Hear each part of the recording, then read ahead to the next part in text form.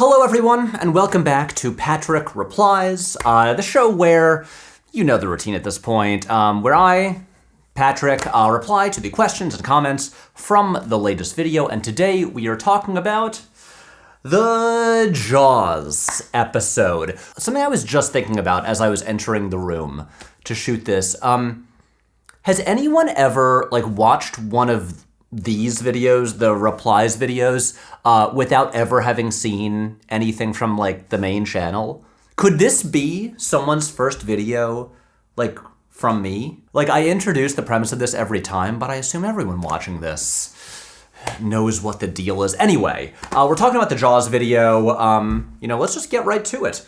As always, we are going to start with comments pulled from the YouTube comments section by the great Emma Logsdon, and let's see what we've got. I don't think this is gonna be too controversial a video. I feel like this is gonna be simpler than the adaptations one, which was such a big, enormous topic, and inevitably had a million people saying, but what about this? So anyway, Jaws, everyone likes it. Let's see what we've got. Okay, first up, Armac says, lighting and editing of these recent essays is noticeably better, and it makes absorbing all the talking much easier. Keep up the good work. We've now been shooting our videos in the Nebula Office's studio for a year, and we've really kind of refined and honed and evolved the way we light them. I mean, here, I think this is one of our best looking videos. I'm really happy with how this one looks. Anyway, Armac, thank you.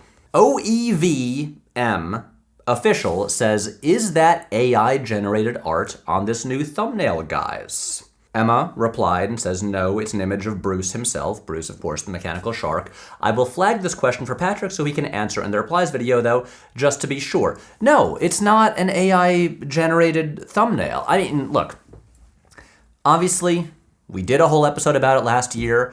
I am no fan of AI art, of AI replacing, jobs by artists.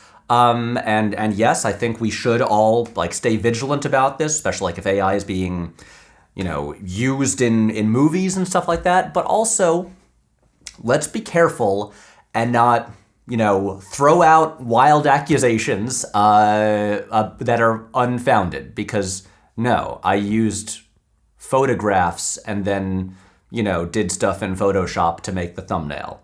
It is not AI generated. I don't know how you got that impression.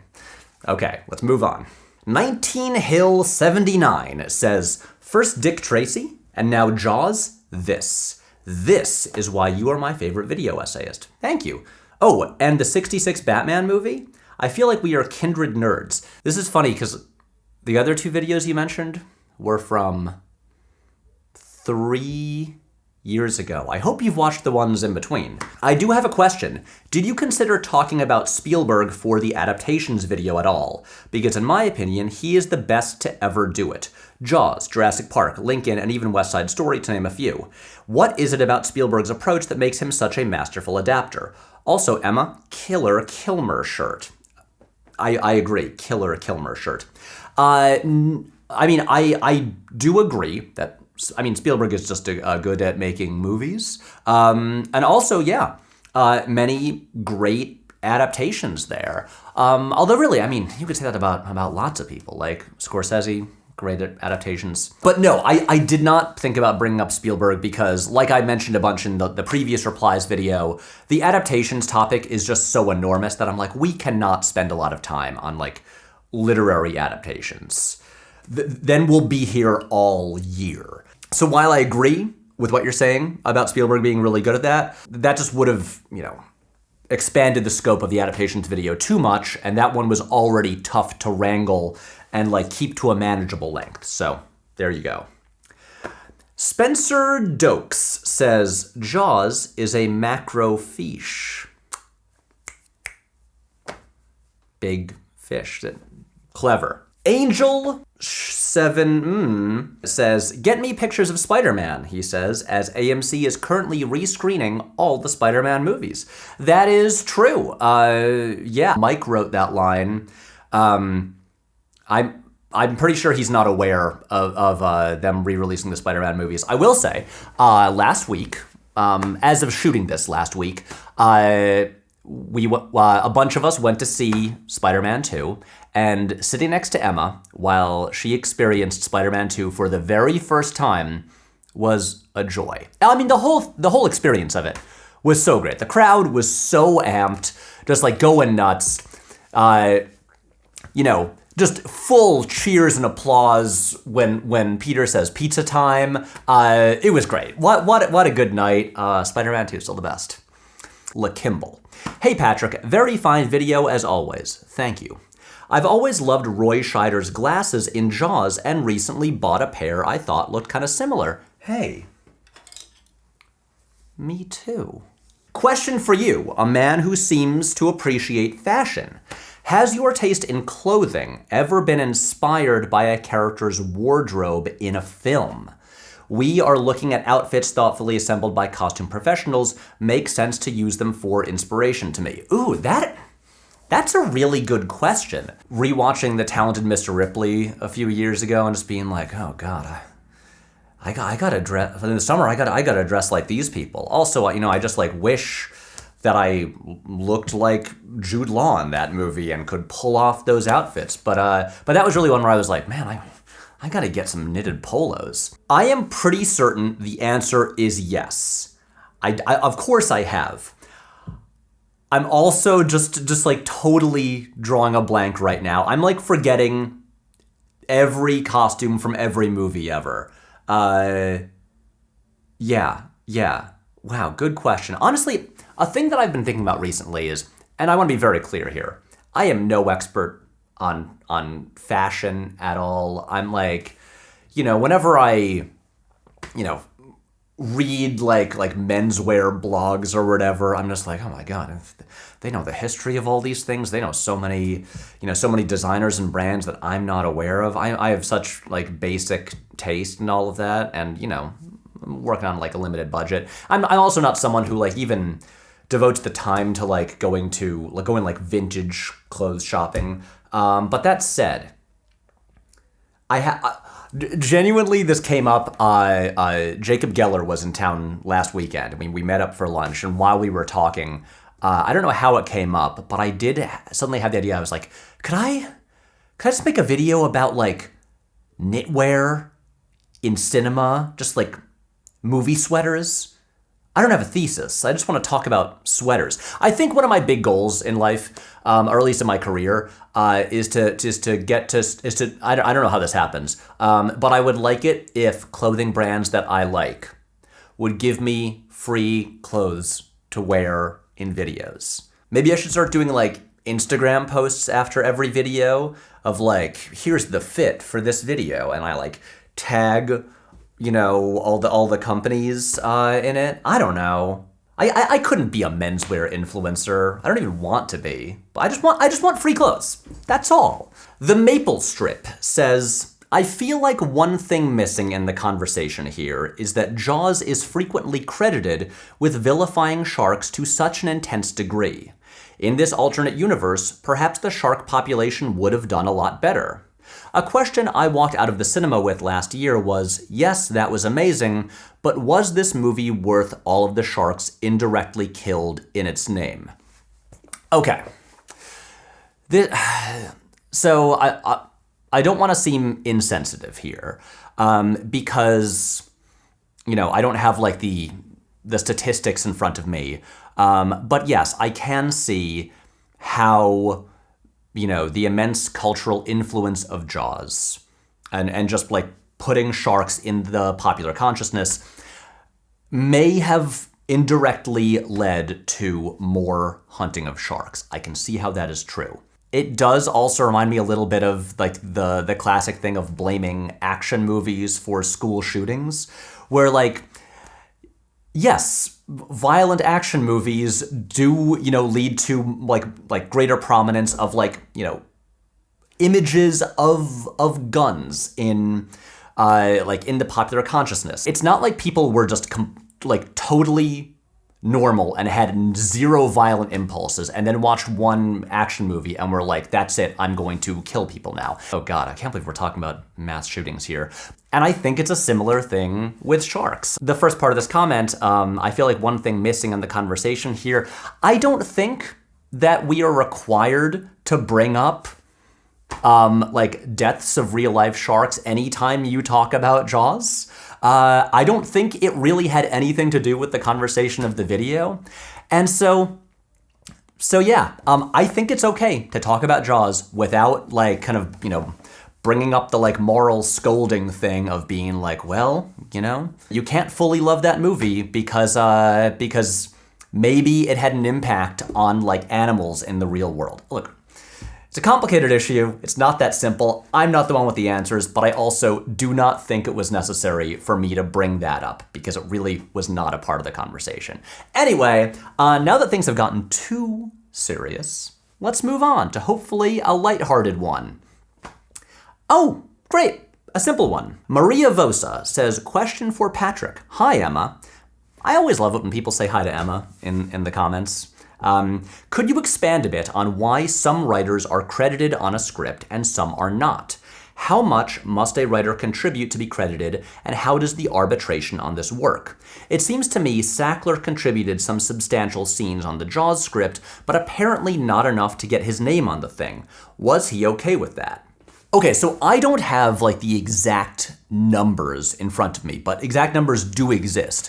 But basically, when multiple writers work on a screenplay, and then, when the movie is done, they can like basically make an appeal to the Writers Guild of America, a process called arbitration, where they submit what they wrote and they submit the final film. And basically the Writers Guild decides if they contributed enough material that is in the final product to earn a credit on the movie. There's also a limit to how many writers can be credited on the final film. And so in a case like this, I don't know if Howard Sackler,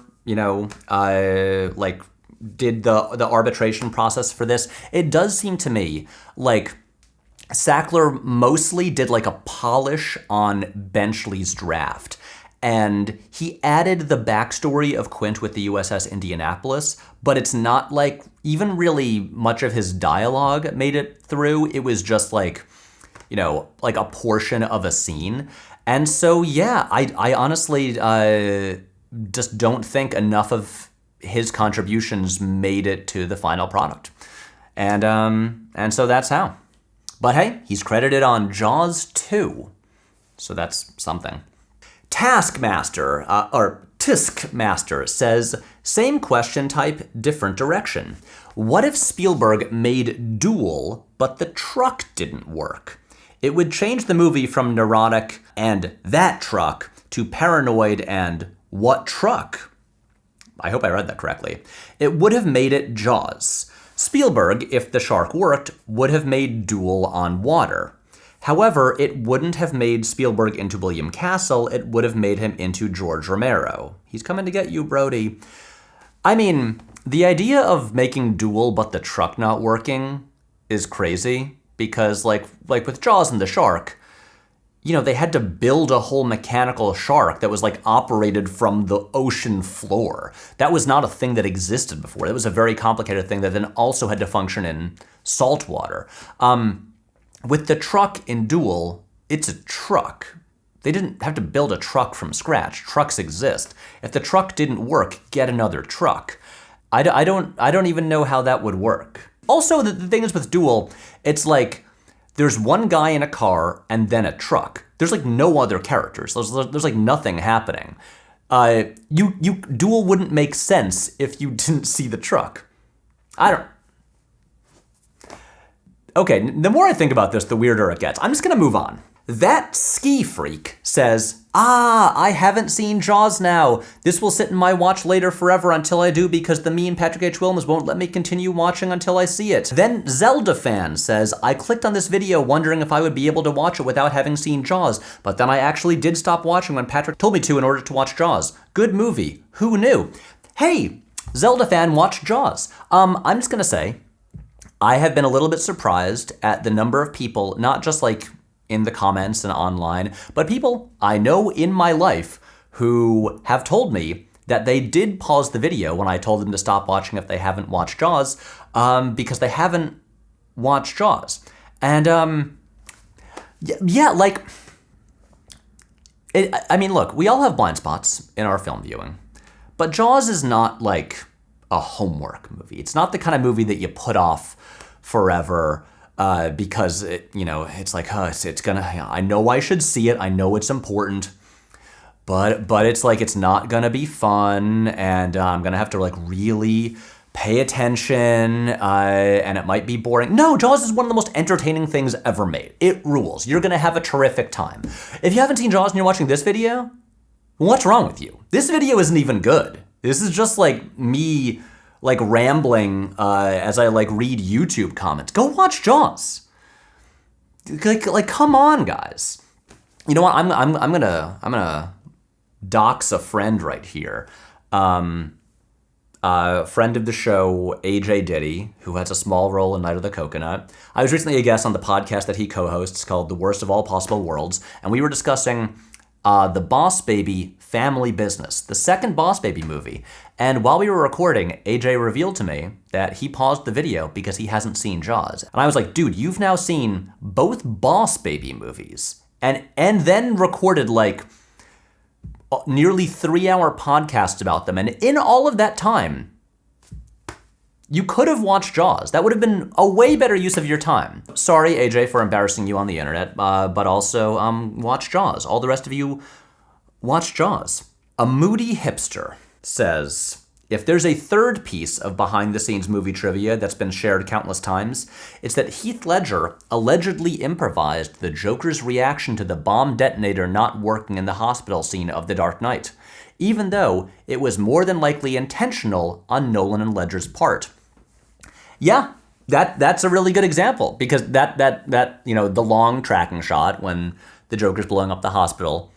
The thing that I always think about, like the legend about that scene is like, oh, when he stops because the bombs aren't going off, and then keeps like hitting the button, that's because the bombs actually didn't go off. And I've always just been like, so this is like a giant budget production.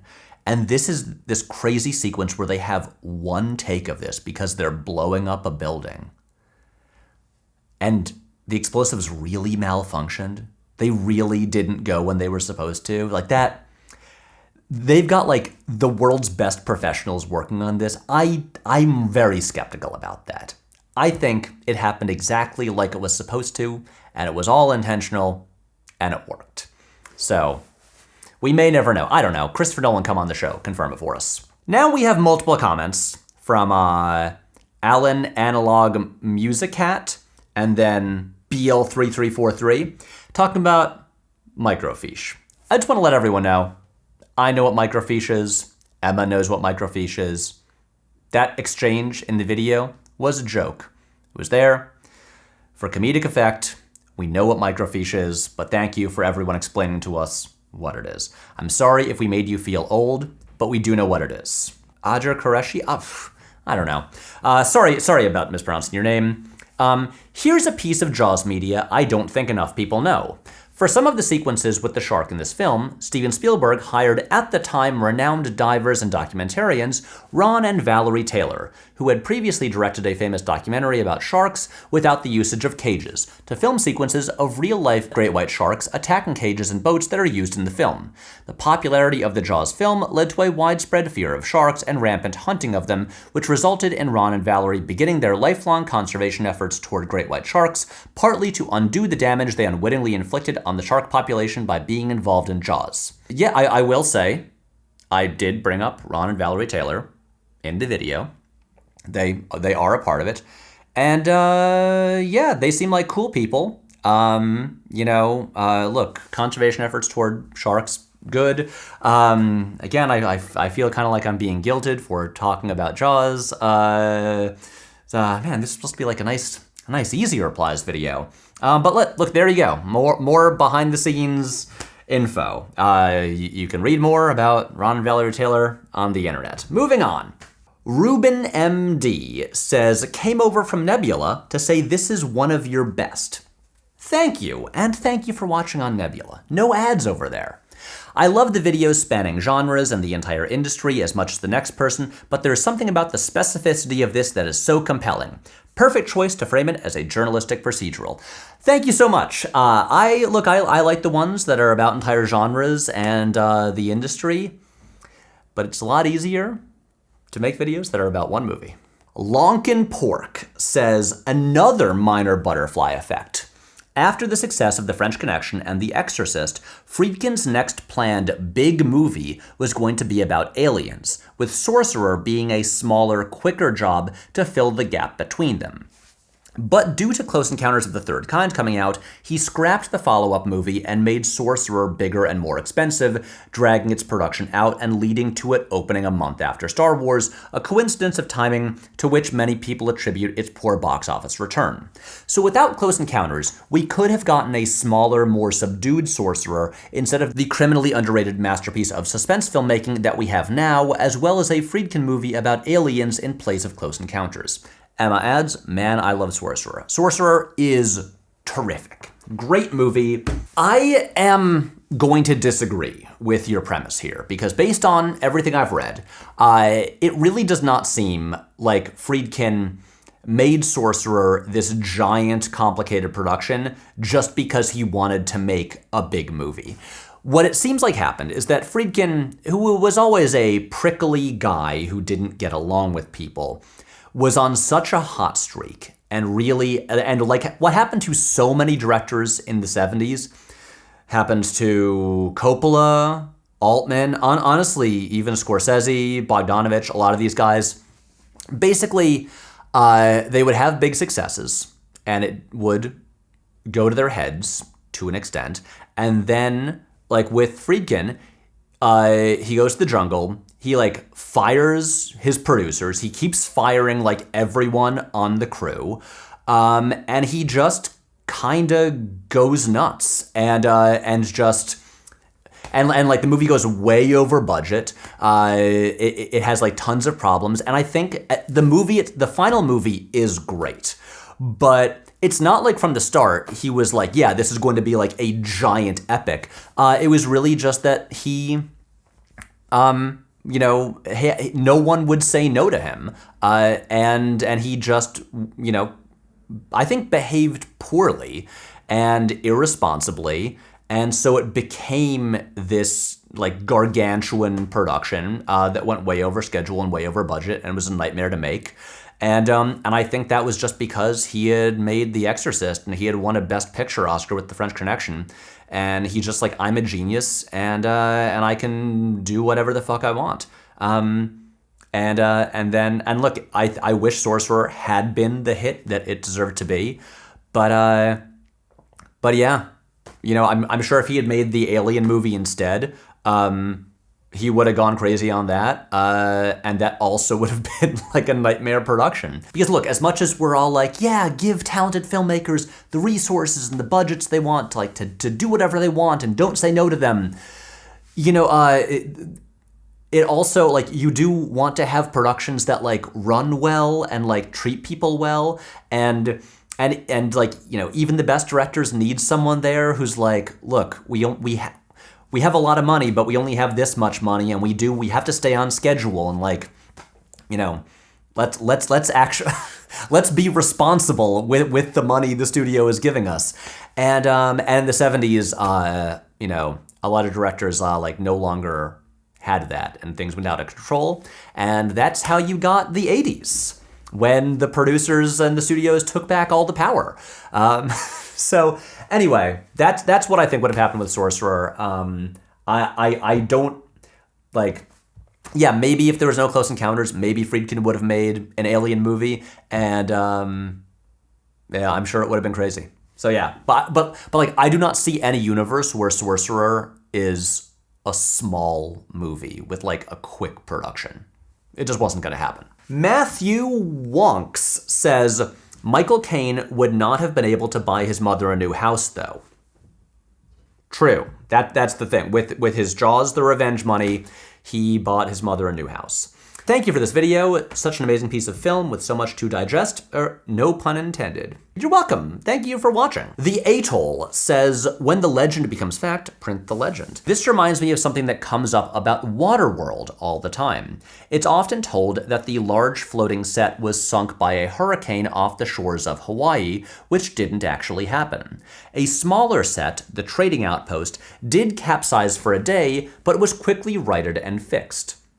Somehow, this small incident got exaggerated in the press, and now people believe that the multi-million-dollar set was destroyed and needed to be completely rebuilt from scratch. I've even heard the writer of the film, Peter Rader, continue to spread this false rumor in recent interviews. Anyway, excellent video. I love water movies. Your friend, The Atoll.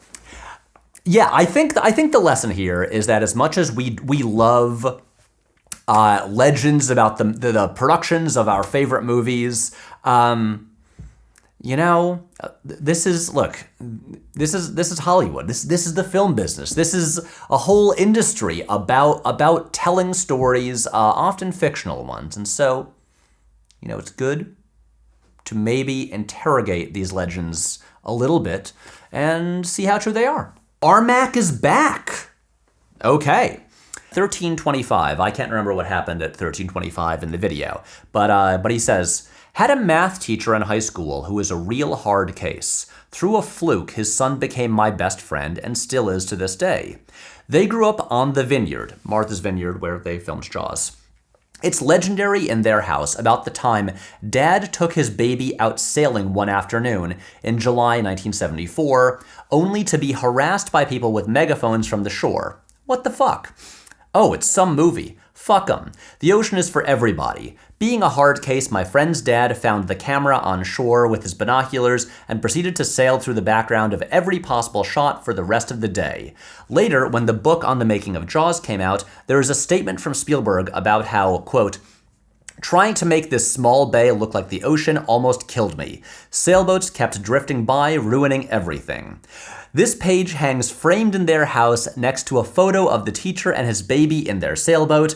A big reason why the production was so hard is California boys underestimate the pettiness of New Englanders. That is amazing. Because yeah, having now read like multiple books about the production of Jaws, yeah, sailboats in the background of shots were an issue that people bring up a lot. Little Jimmy says, I've been doing some thinking, and I've got some ideas to improve the show. I got it right here. 1. Nobbles needs to be louder, angrier, and have access to a time machine. 2.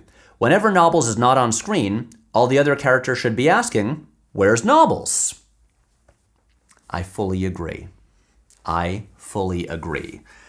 Let's never let Nobbles go back to his home planet. Not confirming that he has a home planet. This video is not canon. This is just behind the scenes stuff. Les Walker says, excellent essay, Mr. Willems. Thank you. And I agree with your assessment of my all-time favorite film. I think it came out brilliantly, and do agree that most of the structure of the film, as shot, is a good indication of how it went mostly intentionally. I do really think that editor Verna Fields was the essential part of the puzzle that gave Spielberg the movie he desired. It was her edits that make that movie the classic that it is. Yes, Verna Fields, a phenomenal editor. You know, look at her resume, one of the best. And one of the cool things about like reading about the production of Jaws is the way that, you know, so many of them were like staying in the same house and hanging out every single night while like Gottlieb worked on the script and, you know, Scheider and Dreyfuss were like giving out like ideas for their characters and all of that. And Verna Fields was editing like while they would be like out on the ocean shooting. And she would, you know, be able to see like, oh, we need like an extra shot to like to connect this to this. And so having her working on the movie, it was like, it wasn't just like her cutting out footage of the shark. It was like, she was like a key collaborator even during the production. And she was great. Big thumbs up to Verna Fields. Fox says, At first, I thought that the segment with Emma stoically, for the most part, holding up the sources was meant to evoke a Wes Anderson itemization, but that wouldn't have been consistent with the overall style. Was there a particular investigatory show or movie that you had in mind as a reference for that sequence? Okay, so I'm gonna be honest with you right here. We could have gone a lot further with the style and like the sort of narrative conceit, the homage to like, you know, journalistic thrillers than we did. The part, like literally in the script for the video, the part where Emma is like holding up the books, that is literally written in there as like Emma holds up books like in a Wes Anderson movie. That is how it's written. And yeah, it does not really fit with the like journalism style. It was a thing where I did have the thought when we were going to shoot, I'm like, okay, should I shoot like montages of me like flipping through files and reading books and, you know, like highlighting passages and all of that? And I was just like, no, I'm trying to keep this one simpler. There also isn't that much of a story to it. If anything, little montages of me looking at papers is just going to like kind of like have like the energy drop in the video and doesn't feel that essential. So yeah, this is not our strongest, our most consistent like genre homage. We could have done a better job, but we didn't, and I apologize for that. Tristan Wilkinson says, "Hi Patrick, hope you are well." I am, thank you. Alas, I don't know you personally, but you seem like a cool guy who deserves a happy life. Wow, thank you. Any chance you're ever gonna bring back the episode viewing guides? I loved having the frame of reference for the films discussed in video essays, and it made me watch films I normally wouldn't have gone out of my way and seen, like 25th Hour and Heartburn. Cheers, mate.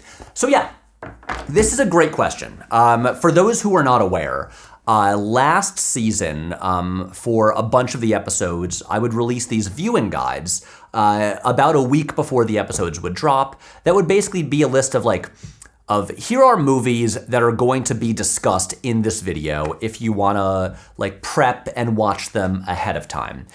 And usually when we would have these viewing guides, it's because there would be several films discussed in the video. And the reason we just haven't done them recently, I will say, the Muppet episode should have had a viewing guide. There were enough movies discussed there that might have been good for people to watch ahead of time, but that video was just such a challenge to put together. Coordinating everyone's schedules was a nightmare. Griffin and Emma were not even in like the same country at the same time. So yeah, it was very hard. And at some point during post-production, I did think like, oh shit, I should have made a viewing guide. But now the video is so close to coming out, it wouldn't matter, wouldn't give people enough time to watch anything, so I just didn't do it. But the other thing is that at the end of every episode, as I hope you're aware, we announce the next episode. The episode ends and says next time and has the title of the next episode. And so if you look at this season, the Vitoes wouldn't need a viewing guide. It's just about like the movies from the past year. With the Mario episode, I feel like it was pretty clear from the title that it was really only going to talk about like the 2 Mario movies. And I'm like, that doesn't warrant a viewing guide. It's like, it's obvious what movies are gonna be discussed in the next episode. There wasn't anything extra to put in there that seemed necessary. And then like the Jaws one, it's just about Jaws. So if you know what the next episode is gonna be, and you know it's only really about 1 or 2 movies, that's basically your viewing guide. And so that's why we haven't done them. If we do another video that is gonna discuss like, 5 to 10 movies, like in depth, then I will totally do one. But that's why we haven't. Like the Days of Thunder one, it was obviously about Days of Thunder. We didn't need a viewing guide. The Dwayne Johnson, Ryan Reynolds one isn't really about the specific movies that much, so didn't need one. Anyway, that's why. Madstone says, it was the 1987 Oscars that Michael Caine skipped, not 1989. That was my strongest reaction to the video. Oops. Sorry, I got that date wrong, and I do find it odd that your strongest reaction to the entire video was just to pedantically point out that I got one digit of a year wrong. Okay. Duranso says, fantastic video. Thank you. Wrong Death Star explosion, though. Oh. Star Wars, as seen in the 1970s, never had that silly hoop around the main explosion.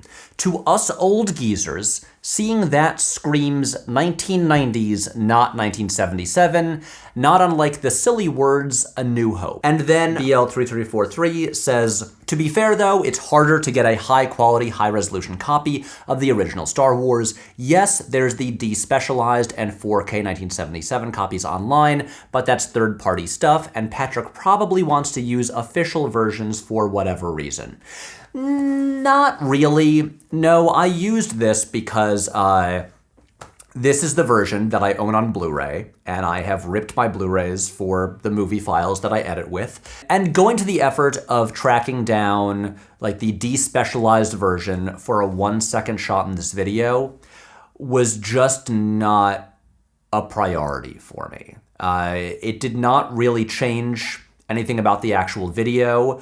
Really, it's just the kind of thing that I kind of figured would probably lead to 1 or 2 pedantic nitpicking comments, and I can survive those. And if I may do my own pedantic nitpicking, A New Hope, that subtitle, was actually added in 1981, not the 90s. So there you go. Okay, that is the end of the YouTube comments. And so now we jump over to Discord. And so here's the part that I have to say in every episode. Our Discord server is available exclusively to members of our Patreon. The Patreon is a great place to support the videos. Money from the Patreon goes into paying the talented people who work on the videos. So, you can join and feel good about that. You can also join and get access to the Discord where we talk about movies and stuff like that. It's a fun, lovely little community. And then there's a channel on Discord called Ask Patrick. And the way it works is that if you submit a question there that pertains to the latest video, I will answer it on camera in a Patrick Replies video. And if it is off topic about any old random thing, I will answer every question, but off topic questions I will just answer in text on Discord. Okay, so there you go. On to the Discord questions. Up first, we have Max B, who says, great video. Thank you. Team Willems so rarely indulges in alternate history, a feature not a bug, that when you do, it's all the more interesting. That is great to hear. Thanks. However, you brushed up against the real question. What if Viggo Mortensen had not broken his toe kicking that helmet? Would we avoid a Mad Max-style post-apocalyptic hellscape or be driven shiny and chrome closer to it? Thank you for all you do. Forgive metaphor, I just saw a Furiosa trailer. Yeah, I mean, really, just think of that reality. If he hadn't broken his toe, maybe he would not have screamed so dramatically like he does in that scene in The Two Towers, and maybe the movie would have been so much worse. Maybe people would have soured on Lord of the Rings immediately, and Return of the King would not have won all those Oscars. No, that would not have happened. Honestly, Viggo Mortensen just would have had an unbroken toe and found it easier to walk around for a little while. I bet he would have loved that. Creto says, Patrick, I enjoyed the latest video on Jaws. Thank you. But I wanted to pitch the crossover episode of a question, adaptations plus Jaws. Have you read the Benchley book? Because I have, and it is among my examples of books that are bad, that are made into much better movies, along with Forrest Gump and Fight Club. I feel like this fits into your discussion of the making of Jaws because so many of the things you point to as making the movie great are things that Benchley doesn't get credit for, the stuff crafted on set. Was his script as poor as his book? Maybe Gottlieb deserves much of the credit. So look, I'll be honest. I have not read the Peter Benchley book Jaws because, no one has ever seemed all that enthusiastic about it. I get why it was a bestseller when it came out. I'm sure. I mean, it's fundamentally telling a very similar story about a shark eating people at Amity Island. But yeah, it's never really spoken of as like a really great book that, is essential reading. And I also did not read the full Benchley screenplay because I knew it was so extensively rewritten by Carl Gottlieb. Just based on the research about the production, it really seemed like when Spielberg got the book, he immediately went to Benchley and was like, okay, cut out basically everything that's not about the shark. Cut out the affair that Hooper has with Brody's wife. Cut out like the mob stuff with Mayor Vaughn. Just keep it focused on the shark and dealing with the shark. And then apparently Benchley's initial drafts were very much, adapting the book straight from the book, just with cutting out that other stuff. Also, Benchley hadn't written screenplays before. And so, yeah, so it really seems like initially with Howard Sackler doing some stuff like adding more of Quint's backstory, but then really Carl Gottlieb, I think, deserves a lot of the credit for making the screenplay what it is. And then also just like Gottlieb collaborating very closely with Spielberg, with the cast, specifically the main three actors. Yeah, they really took it a long way toward becoming what it is. So yeah, I will say I've never read the Forrest Gump book. I've always been curious about it because it sounds so different. I read the Fight Club book in high school, so it's been a while. I remember that actually being pretty good and ending aside pretty close to the movie. I feel like another big example of this is that I also have not read is The Godfather, which is okay book, great movie. One, maybe this is a controversial opinion, although maybe I've said it in a video before, that I think could have been a case like this is The Girl with the Dragon Tattoo, which I think is a pretty fun but not great book. And when I went to see the Fincher movie, I was really hoping it would be a situation where they would adapt it fairly liberally and, fix the problems with the book and really elevate the material. And it is such a faithful adaptation that I think the movie still inherits a lot of the less strong aspects of the book. And yeah, the issues I have with the book are also issues I have with the movie. I think the movie is watchable and fun, but it's lower down on my Fincher rankings, and I think it had the potential to be really great. But look, again, dealing with fidelity in adaptations and how much it matters. We covered that a little bit in the Mario episode, but there's still so much more there to discuss. We could do this whole season just about adaptations. But that sounds exhausting, so we're not going to.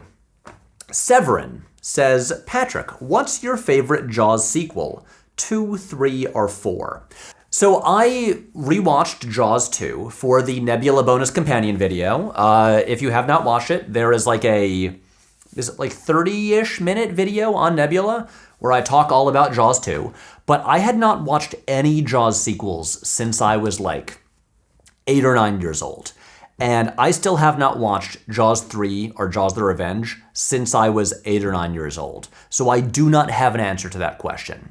I will say, Jaws 2 was fairly disappointing, and I think a lot of that is because it is such a direct sequel to the original that it's a lot of the same characters, and you can't help but compare it to the original because it's well, look, Brody's here, Mayor Vaughn is here, it's John Williams is still doing the music, it's you can't help but think of the first movie the whole time, and then this does not measure up. I could see Jaws 3 maybe being the best one because it's the most removed from the original, pretty much a totally new cast of characters set in a different location.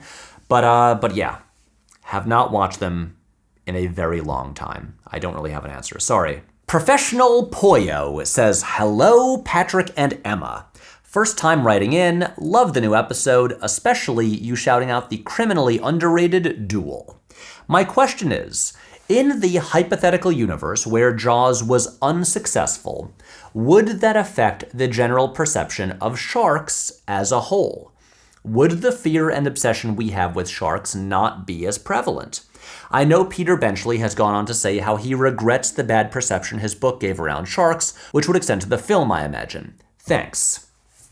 I'm just going to assume yes.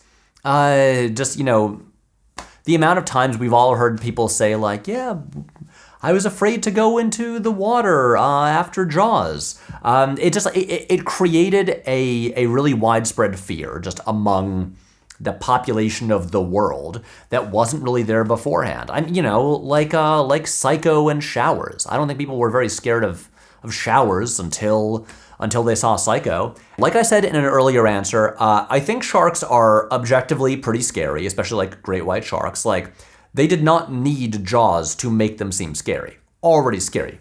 For instance, Psycho, showers aren't scary, but that made them scary. Sharks, already scary. But yeah, the movie was such a big deal that I do think it just made people think about sharks a lot more than they did before. So the answer is yes. HXR. What would John Williams' prestige and career look like if the shark had worked? Would the music in Jaws have even been the same, or would they have relied on it less? I'm honestly gonna say that I think the music would have been pretty similar.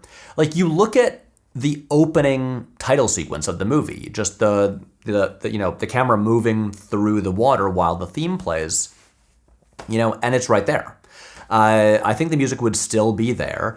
Of course, if the shark had worked, there is maybe, and Spielberg had not made some of the classic follow-ups that he did, we would probably get a few fewer John Williams scores. But look, Williams would still have done Star Wars 2 years later, which would catapult him to the absolute upper echelon of film composers. So John Williams would have been fine. Duncan Holland says, "Hey Patrick, what is your favorite Jawsploitation movie? My vote would be Alligator." Emma adds, "Mine is The Ghost in the Darkness, purely for Val's glasses." I also know that Emma does not actually really like The Ghost in the Darkness.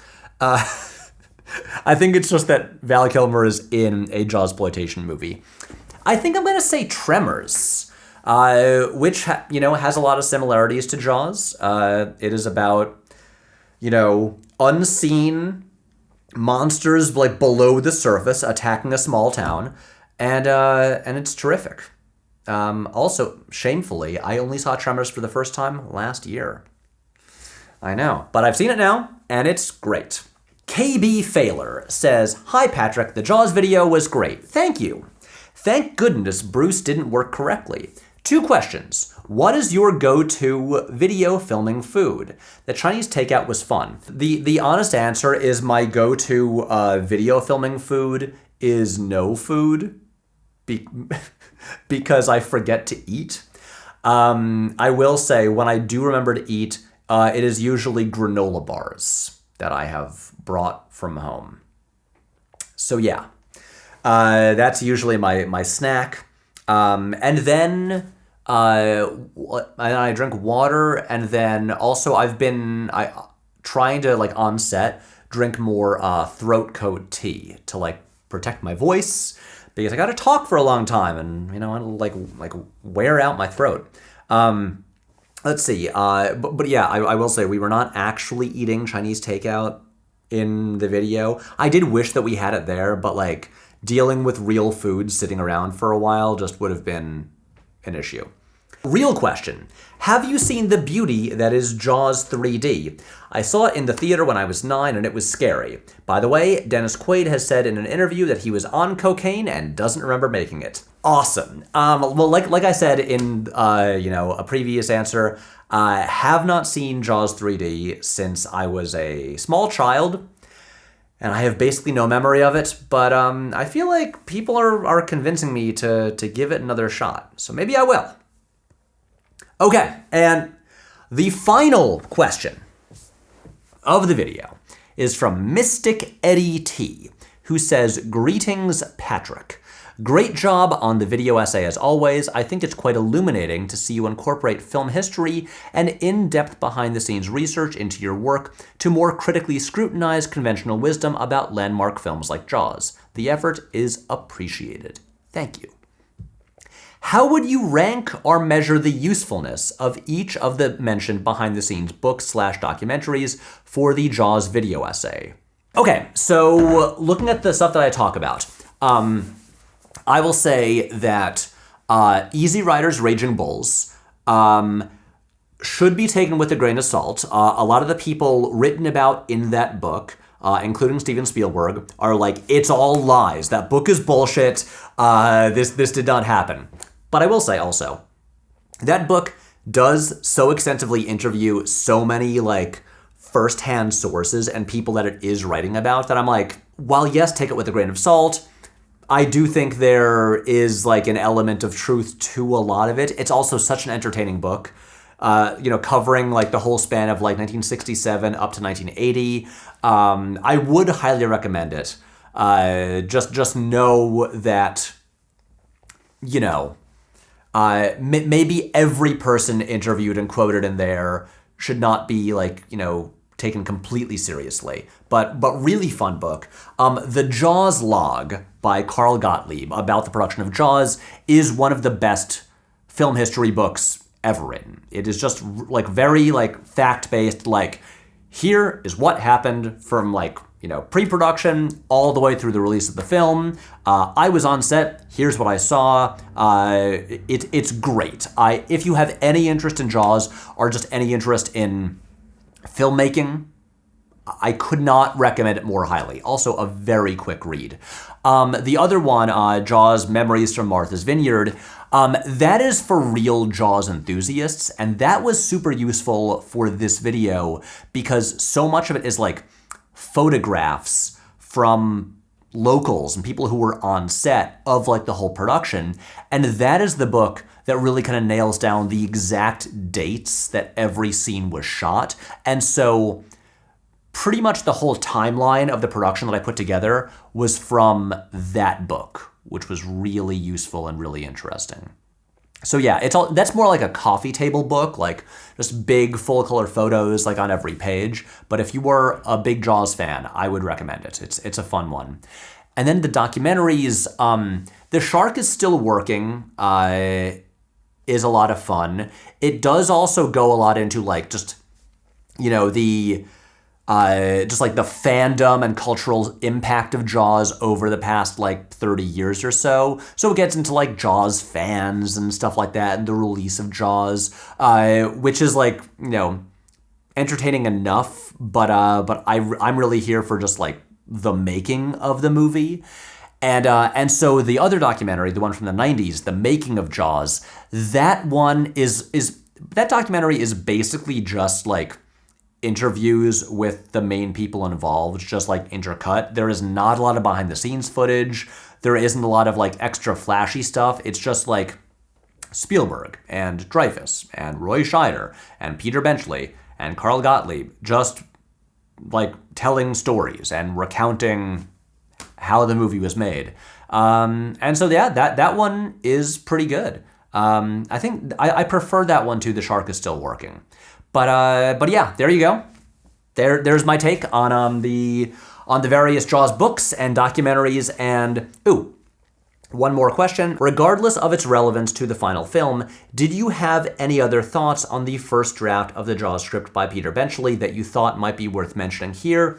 Since it was completely written later with Gottlieb, what did you think were the most intriguing changes made between drafts? As I mentioned earlier, I did not read the whole Benchley draft because once it was clear how extensively rewritten it was and how like very little beyond just like the general structure of Benchley's initial draft like made it to the screen. That means that it didn't really change at all during production, and so it had no bearing on what the video was about, which was like just like what happened day to day during the shooting of the movie with the shark. And so there was no real reason to read the Benchley draft outside of just my own curiosity. And so, I mean, like, I might read it at some point, like if I'm bored, but there was no reason for this. Like when I just chucked it over my shoulder in the video, yeah, that's because it wasn't really important. Okay, so anyway, that is all of the questions from there, and there's no mail in this episode. If you're new here, we have a P.O. box. The address is in the video description, and if you want to mail anything, letters, packages that I will open in these videos, that is where you can send them, but the P.O. box was empty when I checked it a couple days ago, so no mail, which means that is the end of the video. This room is getting hot. It's finally getting warm here in New York, so I am going to leave this small, cramped, overheated room and have a drink of water. Bye.